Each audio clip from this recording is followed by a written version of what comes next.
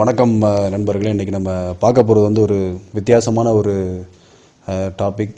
அதாவது நம்மளுடைய அந்த சிப்பிப்பாறை மற்றும் கன்னி நாட்டு நாய்கள் வந்து என்ன வேகம் ஓடுது அப்படின்னு சொல்லி கணிக்கலாம் அப்படின்னு சொல்லி ஒரு சின்ன ஒரு ஆய்வு மாதிரி பண்ணோம்.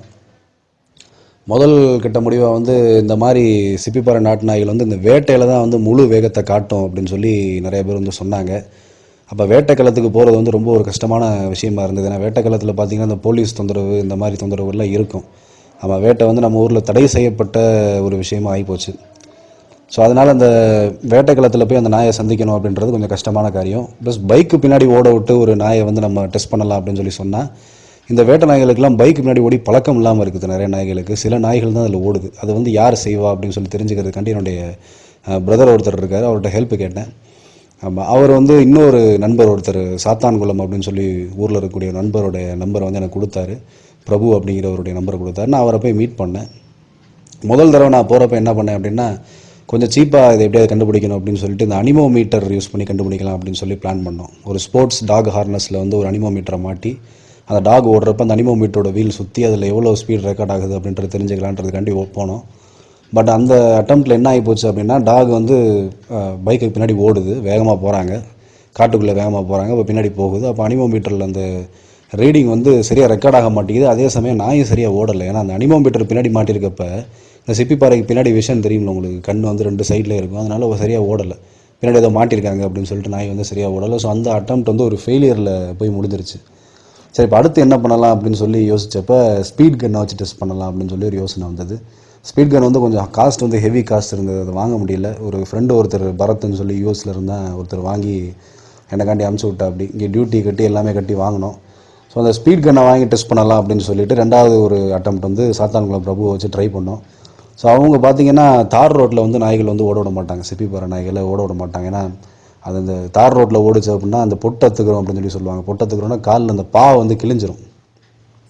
ஸோ அப்படி கிழிஞ்சிருச்சு அப்படின்னு சொல்லி சொன்னால் அடுத்த நாய் ஒரு 2 வாரத்துக்கு ரெஸ்ட் எடுத்துகிட்டு அதுக்கப்புறம் தான் அது வேட்டைக்கே போக முடியும். புண்ணாகி போயிடும், அடி இந்த பாதம்லாம் நாய்க்கு வந்து புண்ணாயிரும். ஸோ அதனால் வந்து மணல் ரோட்டில் தான் வந்து நம்ம வந்து ஓட்டி பார்க்க முடியும். அந்த மணல் ரோட்டில் பைக்கை வேகமாக ஓட்டுறதுங்கிறது ரொம்ப சிரமமான விஷயம், வாரி விட்டுரும். அவர் அதிலே கிட்டத்தட்ட ஒரு 70, 65 ஓட்டினார் ஸ்பீடு. உங்களுக்கு ரொம்ப ஹெல்ப் பண்ணார் அந்த மனுஷன் சாத்தாங்குளம் பிரபு அப்படிங்கிறவர். அவர் வந்து ஒரு நல்ல லைனேஜ் வச்சுருக்காரு, தூத்துக்குடி பக்கத்தில் தான் இருக்கார். அவர் நல்ல லைனேஜ் வச்சுருக்காரு. முதல்ல வந்து இந்த கனி நாய்கள்லாம் வந்து உருவாக்கின காலத்துலேருந்து வச்சுருக்கவங்களுடைய அந்த லைனேஜ் வந்து அவர் வச்சுருக்காரு. ஸோ அவர் கரெக்டான ஒரு சாய்ஸ் தான் இதை கண்டுபிடிக்கிறதுக்கு. ஸோ அப்போ இந்த தடவை வந்து ஸ்பீட் கன் வந்து வாங்கிட்டு இந்த ஸ்பீட் கன்னை வச்சு நாங்கள் டெஸ்ட் பண்ணுறதுக்காண்டி போயிருந்தோம். இப்போ என்ன அப்படின்னு பார்த்தீங்கன்னா, இந்த ஸ்பீட் கன்னை வச்சு நம்ம டெஸ்ட் பண்ணுறப்ப ஃபஸ்ட்டு வந்து டாக் வந்து ஸ்பீட் வந்து பிக்கப் ஆகலை. கொஞ்சம் கொஞ்சமாக தான் அதனுடைய ஸ்பீட் வந்து பிக்கப் ஆகிட்டே இருந்தது. சிப்பிப்பாரோடைய ஸ்பீட் வந்து கொஞ்சம் கொஞ்சமாக தான் பிக்கப் ஆச்சு. ஸோ ஃபஸ்ட்டு டைம் அது பிக்கப் ஆனப்போ வந்து 54 km/h வந்து பண்ணுச்சு. 54 km/h வந்து பண்ணுச்சு. அவர் ஃபீமேல் டாக் வந்து பண்ணுச்சு. பருகி கலர் டாக் வந்து ஃபஸ்ட்டு அட்டம்ப்ட் வந்து 54 வந்து பண்ணுச்சு. செகண்ட் அட்டம்ப்ட் பார்த்தீங்கன்னா 56 பண்ணுச்சு. 56 வரலாம் பக்காவாக பண்ணுச்சு.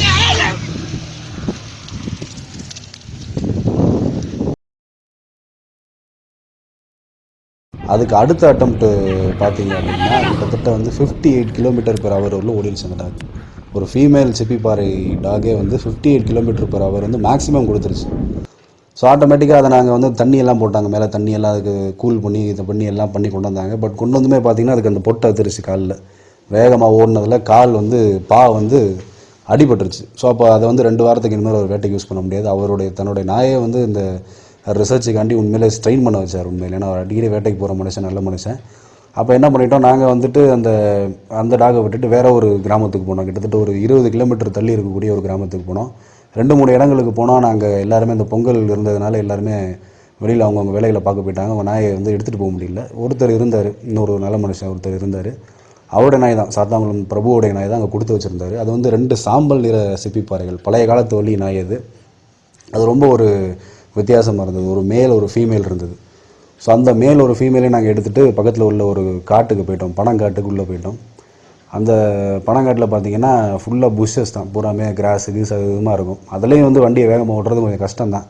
அதுலேயும் உள்ள எஃபிசெட் வண்டியை வேகமாக ஓட்டினா அப்படி அந்த 2 டாகுமே வந்து சரியாக பெர்ஃபார்ம் பண்ணலை.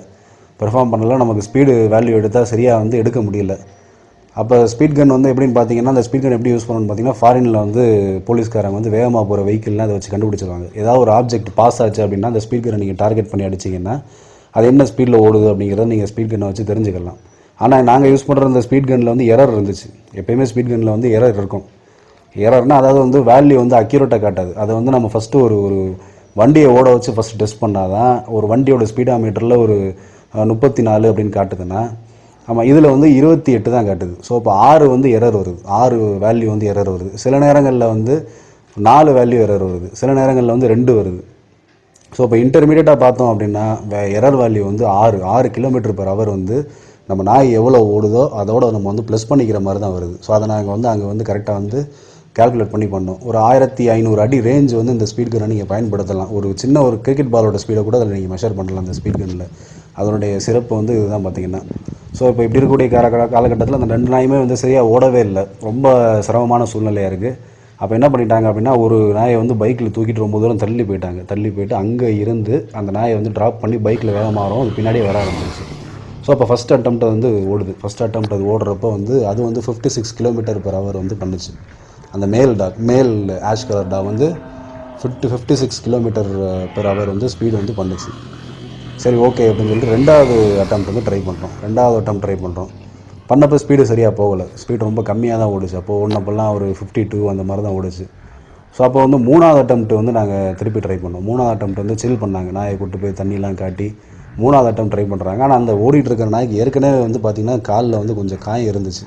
ஆனால் அதோடு அது ஓடிச்சு. 3வது அட்டெம்ப்ட் ஓடுறப்ப 61 km/h வந்து சாலிடாக பண்ணுச்சு ஸ்பீடு. 61 km/h வந்து சாலிடாக ஸ்பீடு பண்ணுச்சு. ஆமாம், ஏரர்லாம் சேர்த்து பார்த்தோம்னா 61 km பண்ணுச்சு. என் கண்ணால் நான் அதை பார்த்தேன், அந்த மிஷினால் நாங்கள் டெஸ்ட் பண்ணி தான் அதை எடுத்தோம். ஸோ வந்து பார்த்திங்கன்னா உலகத்திலே வந்து அதிக ஸ்பீடாக ஓடக்கூடிய டாக் வந்து கிரே ஹவுண்ட் அப்படின்னு சொல்லி சொல்கிறாங்க. கிரே ஹவுண்டு பார்த்திங்கன்னா 70 km/h வந்து ஓடுது.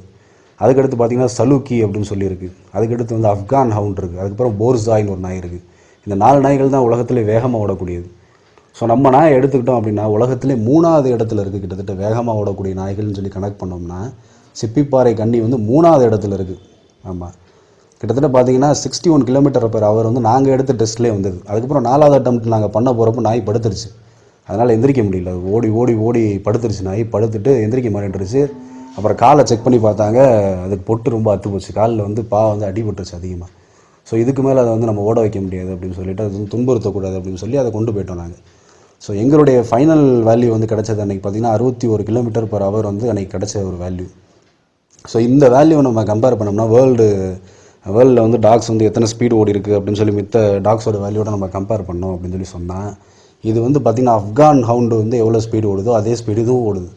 ஆமாம், ஆப்கான் ஹவுண்டு வந்து எவ்வளோ ஸ்பீடு ஓடுதோ அதே ஸ்பீடு இதுவும் ஓடுது. ஸோ இப்போ வேட்டை அப்படிங்கிற விஷயத்தில் நம்ம உள்ளே போய் பார்த்தோம் அப்படின்னா, வேட்டையில் முயலை துரத்துறப்ப இன்னும் ஒரு அக்ரெசிவாக ஓடும். அப்படி ஓடுறப்ப மினிமம் வந்து 64 km/h ஸ்பீடு வந்து மினிமம் இல்லை, மேக்ஸிமம் 64 km அதை அச்சீவ் பண்ணும். ஸோ அப்படி பார்த்தா உலகத்திலே வந்து 3வது இடத்துல தான் நம்ம சிப்பிப்பாறை கன்னி வகைராக இருக்குது. ஏன்னா சலூக்கி வந்து 69 பண்ணுது, 69 km/h பண்ணுது. கிரே ஹவுண்ட் வந்து 70 பண்ணுது. ஸோ நாங்கள் எடுத்த டெஸ்ட்டில் 61 வந்து மேக்ஸிமம் இது கொடுத்துருச்சு. பட் இதை விட இன்னும் ஒரு 2-3 சேர்த்து ஓடும். ஸோ டோட்டலாக பார்த்தீங்கன்னா 64 km/h ஓடுது. ஸோ உலகத்திலே வந்து 3வது வேகமாக ஓடக்கூடிய நம்மளுடைய இந்த கன்னி சிப்பிப்பாறை நாய்களுடைய வேகத்தை வந்து அன்றைக்கி எடுக்கிறது எங்களுக்கு ஒரு சின்ன ஒரு வாய்ப்பு கிடச்சிது. ஆனால் வந்து இந்த நாய்கள் வந்து நல்லா ஓடக்கூடிய நாய்களில் தான் இருக்குது. ஆனால் கொஞ்சம் நேரம் ஓடினோடனே அதுக்கு வந்து நம்ம வந்து இந்த சில் டவுன் பண்ணுற ப்ராசஸ், இந்த மாதிரி ப்ராசஸ்லாம் இருக்குது.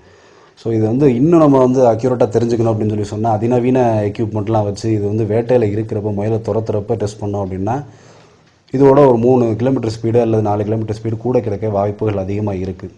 ஸோ இதுவே இந்த சிப்பிப்பாறை நாய்களுடைய வேகத்தை நாங்கள் எப்படி கணிச்சோம் அப்படிங்கிறதுக்கு வந்து ஒரு ஒரு ஒரு சின்ன ஒரு கதை. பார்த்திங்கன்னா இது வந்து ஒரு கதை கிடையாது, உண்மையிலே இதுக்காண்டி வந்து நிறைய நேரங்கள் நிறையா பணம் எல்லாமே செலவழித்து தான் இதனுடைய வேகத்தை வந்து நம்ம கணிச்சிருக்கோம். இதில் வந்து பொய்யான விஷயங்கள் வந்து எதுவுமே கிடையாது.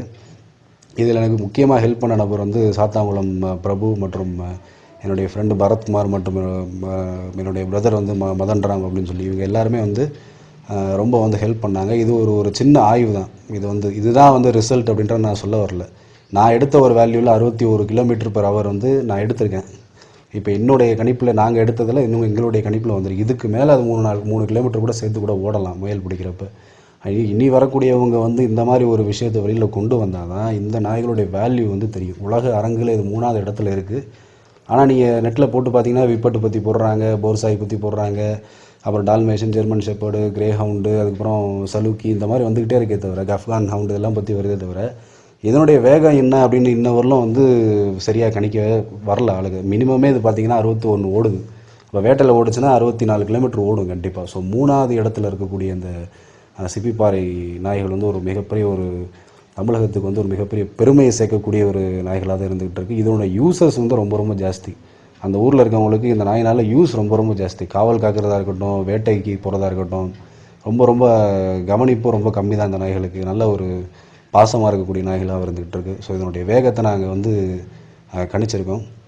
இது கணிச்சது அப்படிங்கிறது வந்து ஒரு அக்யூரேட்டான வேல்யூ தான். இது எல்லாமே நாங்கள் டெஸ்ட் பண்ணி கிட்டத்தட்ட ஒரு நாள் வந்து அங்கேயே இருந்து டெஸ்ட் பண்ணியிருக்கோம். பட் இது வந்து வேட்டை காலத்தில் ஓடுறப்ப இன்னும் ஒரு 2-3 கிலோமீட்டர் சேர்த்து ஓடலாம் அப்படிங்கிறது தான் கணிப்பு. இது சில பேர் வந்து லூப்பெல்லாம் ஓடுவாங்க, வந்து 70க்கு மேலே ஓடும், 80 ஓடும் அப்படிலாம் சொல்லுவாங்க. 130 ஓடும், 140 ஓடும்லாம் சொல்லுவாங்க. நானே அங்கே கேட்டிருக்கேன்.